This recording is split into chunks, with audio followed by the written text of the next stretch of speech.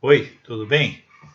Vamos gravar um vídeo aqui sobre dilatação volumétrica dos líquidos. Na dilatação volumétrica dos líquidos, nós temos aqui um líquido dentro de um recipiente. Impossível você ter um líquido se não tiver ele dentro de um recipiente. Então, com aquecimento, o líquido ele aumenta de volume e ele transborda. Então, esse transbordamento, esse líquido transbordado, o líquido extravasado, nós vamos chamar de dilatação aparente, né? O líquido dilatado aparentemente. Enquanto os sólidos possuem forma própria e volume definido, os líquidos não têm forma própria, mas têm volume definido. Por exemplo, um volume de água, ele pode ocupar aqui, esse tipo uma jarra, pode ocupar também esse tipo de uma vasilha mais larga aqui, né? Por isso, o estudo da dilatação térmica, nós vamos lidar com volume, estudo de dilatação volumétrica. Para verificar experimentalmente a dilatação de um líquido, é preciso colocá-lo dentro de um recipiente. Assim, quando aquecemos o sistema, tanto o líquido quanto o recipiente se dilatam. Portanto, na dilatação do líquido, nós devemos considerar a dilatação real do líquido, a dilatação aparente e a dilatação do recipiente. Vamos ver um de cada um. Dilatação real do líquido. Assim como no sólido, a dilatação volumétrica, que é o ΔV, é diretamente proporcional ao volume inicial e à variação de temperatura. E essa equaçãozinha a gente já tinha visto lá na variação de volume dos sólidos, né? Então, a variação do volume depende do tipo de material, do volume inicial e da variação de temperatura. Nessa expressão, o gama é o coeficiente, gama, essa letra grega se chama gama, é o coeficiente de proporcionalidade denominado coeficiente de dilatação real do líquido, cuja unidade é o grau Celsius recíproco. A tabela a seguir apresenta valores de coeficiente de dilatação real de alguns líquidos. Esses valores se referem a temperaturas próximas de 20 graus Celsius. Olha aqui a água, mercúrio, glicerina, benzeno, álcool etílico, acetona. Então são valores, depois nós vamos comparar, são valores mais altos do que o sólido. Então, se você for pensar em aquecer qualquer líquido que seja, vamos pegar água e aquecer numa panela de alumínio, por exemplo, a água ela vai aquecer, vai dilatar muito mais do que o alumínio, isso nós vamos ver depois. Como o líquido está contido em um recipiente sólido que também se dilata, a medida da dilatação de um líquido é calculada indiretamente. Quer dizer, se a gente aquecer um líquido dentro de um recipiente tal que seja, o mesmo vidro, a gente tem que levar em conta a dilatação do material do recipiente. Vamos estudar os processos de maneira indireta da dilatação do líquido. De modo geral, os líquidos se dilatam mais que os sólidos. Falamos agora há pouco. Por isso, um recipiente completamente cheio com líquido transborda quando aquecido. Quando, um exemplo na nossa vida prática, você encher um tanque de combustível de manhã, quando a temperatura está fria, é bem provável que ocorra um vazamento por causa do aumento de temperatura ao longo do dia, caso não haja consumo de combustível. Isso quer dizer que se você abastece seu carro, enche o tanque até a tampa de manhã, quando a temperatura é menor, e vamos supor assim, uma situação extrema, você deixa ele no sol quente do meio-dia por algum tempo, esse líquido que está dentro vai acontecer o que com ele? Ele vai dilatar. E é bem provável que ocorra o quê? Um extravasamento do líquido. Esse líquido pode vazar, porque a dilatação do líquido que está ali dentro do tanque é muito maior do que a do tanque de combustível, que é um metal, né? Considere um recipiente como o da figura ao lado, provido de um ladrão. O ladrão é uma abertura onde vaza a água.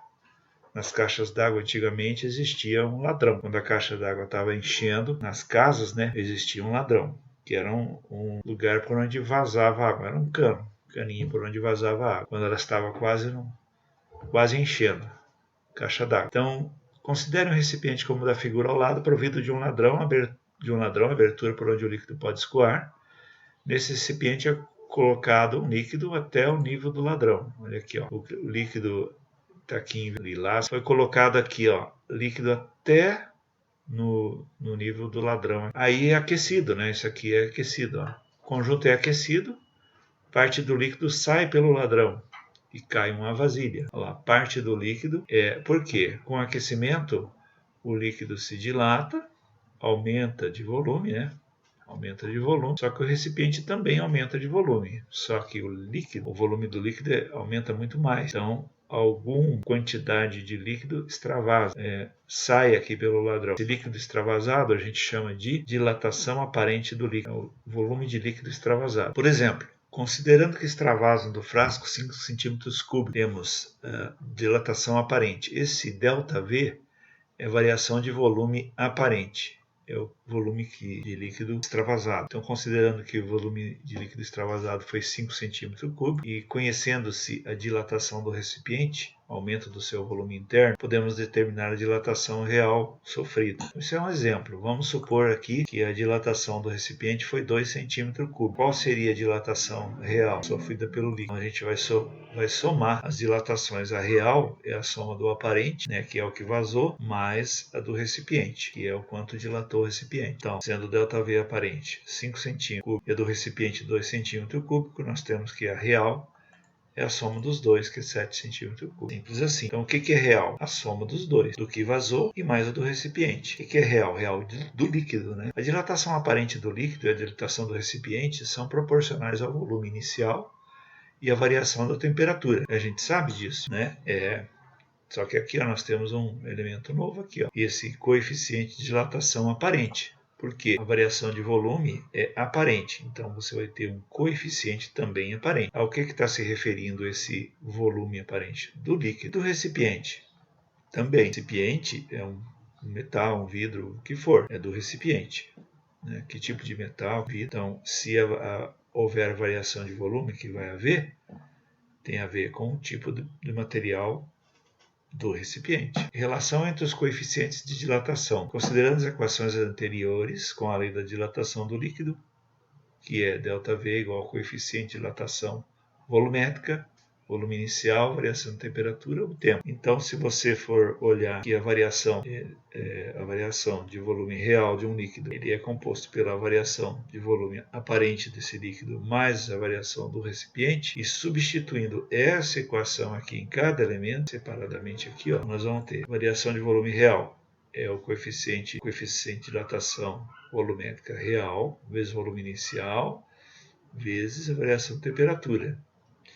Variação de volume aparente é o coeficiente de dilatação volumétrica aparente, vezes volume inicial, vezes variação de temperatura. Variação de volume do recipiente é o coeficiente de dilatação volumétrica do recipiente, vezes volume inicial, vezes variação de temperatura. Então, daqui nós concluímos que este volume inicial é o mesmo para os três, então você pode cortar eles, né? Você pode eliminar eles, não tem problema, pode eliminar. Este temperatura inicial também você pode eliminar, porque ele é comum aos dois aqui, o volume inicial é comum aos dois. Então, ele está aqui, está nesses dois elementos, você pode cortar. Essa variação de temperatura é comum aos dois elementos, também você pode cortar, não tem problema. Como se fosse uma propriedade distributiva aqui do lado direito. É como se o V0 e o Δθ multiplicassem os dois elementos aqui ao mesmo tempo. Então você pode cortar, sim,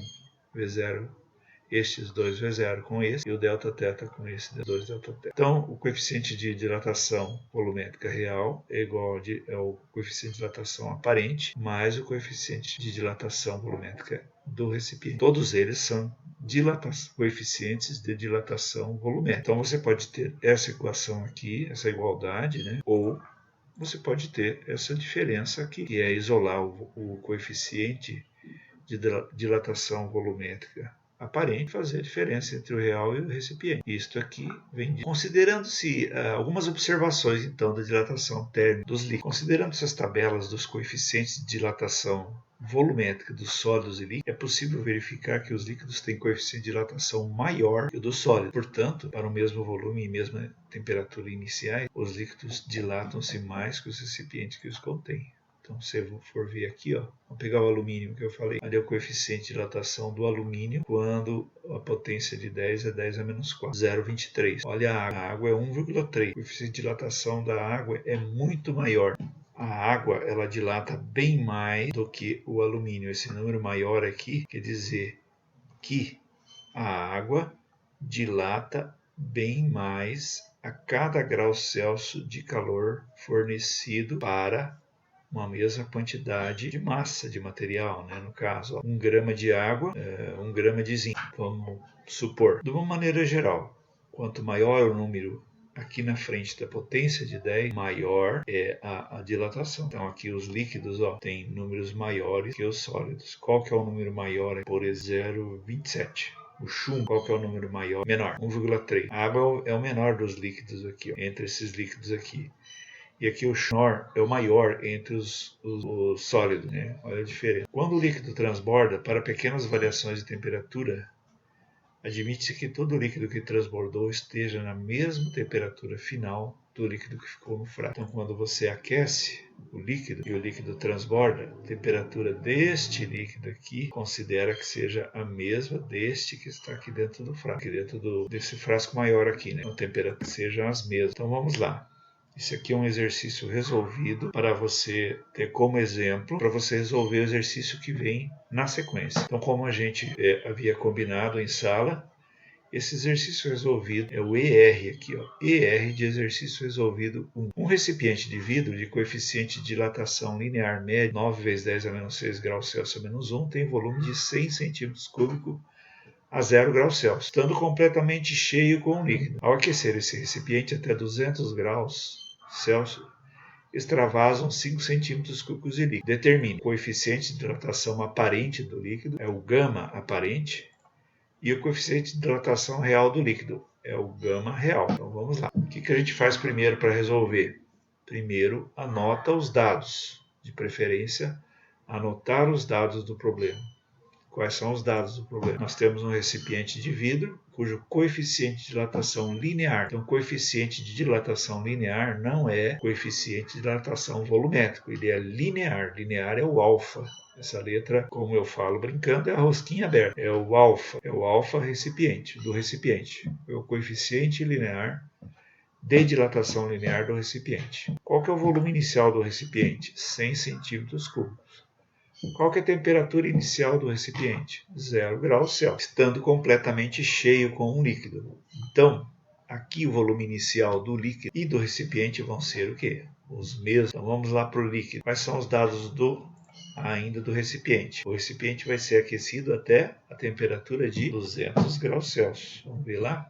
Está escrito, ao aquecer esse recipiente até 200 graus Celsius. Então, o recipiente vai ser aquecido até 200 graus Celsius. Quais são os dados do líquido? O volume inicial do líquido. Se ele ocupa todo o recipiente, volume inicial 100 centímetros cúbicos. Qual que é a temperatura inicial do recipiente? É a mesma do líquido. Do líquido é a mesma do recipiente, 0 graus. Qual que é a temperatura final do líquido? A mesma do recipiente, graus. Qual que é o volume aparente? Transbordado, o volume aparente, o líquido transbordado, o volume do líquido transbordado, 5 centímetros cúbicos. Então, o que ele quer saber? Qual que é o coeficiente de dilatação aparente do líquido? Então, pela equação da dilatação aparente, nós temos dilatação aparente do líquido é igual ao coeficiente volumétrico da dilatação aparente. Esse é o volumétrico, é o gama. É igual ao volume inicial vezes a variação da temperatura. É possível perceber que para calcularmos o gama, ou coeficiente de dilatação volumétrica aparente, temos os valores de ΔV, que é este aqui, e o V0, que é este aqui, e que o ΔT a gente sabe que é a temperatura final menos a temperatura inicial. Temperatura final 200 menos 0, 200 graus Celsius. Substituindo os valores acima na equação, teremos 5, que é o volume aparente, centímetros cúbicos, deixa em centímetros cúbicos. Está tudo em centímetros cúbicos, deixa lá. O gama aparente vezes o volume inicial, que é 100, vezes a variação da temperatura, que é 200. Então eu isolei aqui o gama aparente, deixei o 5 em cima, trouxe para baixo o 100 e o 200, deixei assim para mostrar para vocês que a gente pode resolver com facilidade, usando potência de 10, ajuda bastante, sem ficar fazendo conta, muita conta. Tudo bem que aqui a gente fez vários passos, mas para vocês entenderem, mas dá para simplificar bastante isso aqui, quando a gente tem a prática. Por exemplo, dá para cortar 2, 3 passos aqui, dá para fazer isso aqui direto, 2 vezes 10 a quarta. Mas vamos lá, mostrando parte por parte. Então eu isolo 5 aqui na frente da igualdade, ele fica 5. Dividido por 100 vezes 200. Então, o gama aparente vai ser 5 dividido por 100, que é 1 vezes 10 ao quadrado. Estou usando potência de 10 para mostrar para você, fica mais fácil. E o 200 é 2 vezes 10 ao quadrado. professor, para que isso? Vamos continuar para você ver que fica mais fácil. 5, o gama aparente então é 5, continuou o 5 lá em cima. 1 vezes 2 é 2, 10 ao quadrado vezes 10 ao quadrado, soma os expoentes, mantém a base da potência, soma os expoentes, 2 mais 2, 4. Então, gama aparente é 5 dividido por 2, 2,5, vezes 10 a menos 4. Por que 10 a menos 4? Porque o 10 a 4 estava dividindo, e pela regrinha da potência de 10, toda potência de 10 que está dividindo pode passar para cima com o expoente com sinal trocado. Ou seja, o 10 a quarta estava dividindo, passa para cima multiplicando com o expoente com sinal trocado. O expoente era positivo, passou a ser negativo. Então, 5 dividido por 2, 2,5. 10 elevado à quarta no denominador passa para o numerador como 10 a menos 4, essa é a resposta. Em seguida tem o item B. Então, nós tínhamos ali no item A, o que a gente queria saber? Coeficiente de dilatação aparente, volumétrica aparente do líquido. Está aqui a resposta. Coeficiente de dilatação real do líquido. Coeficiente de dilatação real do líquido é dado pela soma. Real é igual a aparente mais recipiente. Coeficiente de dilatação real é igual a coeficiente de dilatação aparente mais coeficiente de dilatação do recipiente. Coeficiente de dilatação volumétrica do recipiente é o triplo do coeficiente de dilatação linear. Então, por que eu estou fazendo isso aqui? Porque eu preciso saber este aqui, esse aqui eu acabei de encontrar ali no item A. Esse aqui eu não sei ainda, eu só sei o linear. Então eu preciso saber o volumétrico do recipiente. Para eu saber o volumétrico, eu multiplico por 3. Por quê? Porque são 3 dimensões, né? O linear é uma dimensão só, que é esse alfa aqui. Quando eu multiplico por 3, eu tenho 3 dimensões. 3 dimensões, 3 vezes 9, 27. 27 vezes 10 a menos 4 seria para eu facilitar meus cálculos ali na frente. Por quê? Então, 3 vezes 9, 27 vezes 10 a menos 6. 27 vezes 10 a menos 6, eu preciso transformar esta potência de 10 aqui em 10 a menos 4. Por quê? Porque 10 a menos 4 vai me facilitar a fazer o cálculo com o valor que eu achei no item A. Também a potência o expoente da potência de 10 é menos 4. Para fazer uma adição de potência de 10 com outra potência de 10, eu preciso ter o mesmo expoente. Então eu vou transformar esta potência de 10 aqui numa potência de 10 com expoente menos 4. Certo? O que eu vou ter que fazer? Vamos ter que andar com a vírgula para a esquerda, para a direita. Se eu andar com a vírgula para a esquerda, eu vou ter que fazer aparecer um 10 ao quadrado. Se eu fizer aparecer um 10 ao quadrado, o 10 ao quadrado multiplicado por 10 a menos 6 vai me dar o 10 a menos 4 que eu quero. Então eu vou andar 2 casas com a vírgula para a esquerda, vai me aparecer o 0,27. Aparecendo o 0,27, eu vou multiplicar o 0,27 por 10 ao quadrado. O 10 ao quadrado multiplicado por 10 a menos 6 vai me dar o 10 a menos 4. Então, esse 10 a menos 4 aqui é resultado do 10 ao quadrado que apareceu aqui quando eu multipliquei 0,27 por causa da vírgula que caminhou para a esquerda, quando eu multipliquei 0,27 por 10 ao quadrado, vezes o 10 a menos 6. Somando os coeficientes de dilatação, obtemos. Então, o que eu vou fazer agora? Eu vou somar o valor que eu achei lá no item A, que é o coeficiente de dilatação aparente, mais o coeficiente de dilatação do recipiente, que eu acabei de transformar aqui, de achar. E vou somar esses dois valores aqui.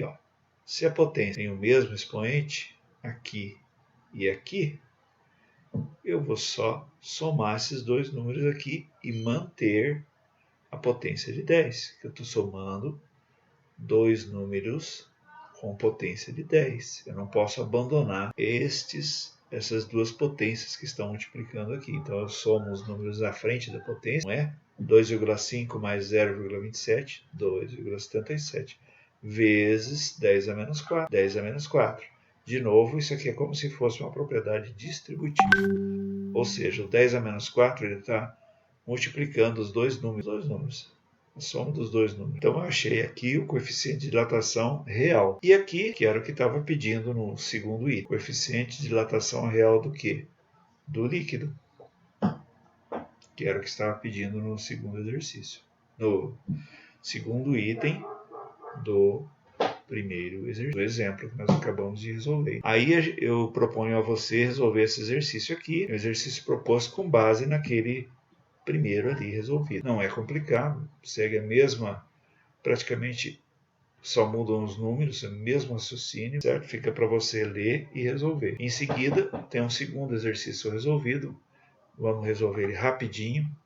É mais simples do que o outro, é mais direto. Esse exercício aqui, ele diz o seguinte: um recipiente de vidro tem 0 graus Celsius e volume interno de 30 centímetros cúbicos. Calcule o volume de mercúrio a ser colocado no recipiente, de modo que o volume da parte vazia não se altere com a variação da temperatura. Dados o coeficiente de dilatação volumétrica do vidro, 24 vezes 10 a menos 6 graus Celsius a menos 1, e coeficiente de dilatação volumétrica do mercúrio, 180 vezes 10 a menos 6 graus Celsius. Esse problema aqui é um pouco estranho, porque ele perde assim, ó. Ele dá os dados, temperatura, volume, aí ele pede assim, ó. Ele quer que a parte vazia não se altere com a variação da temperatura. É uma pergunta, mas nós vamos ver que não é tão estranho. Resolução.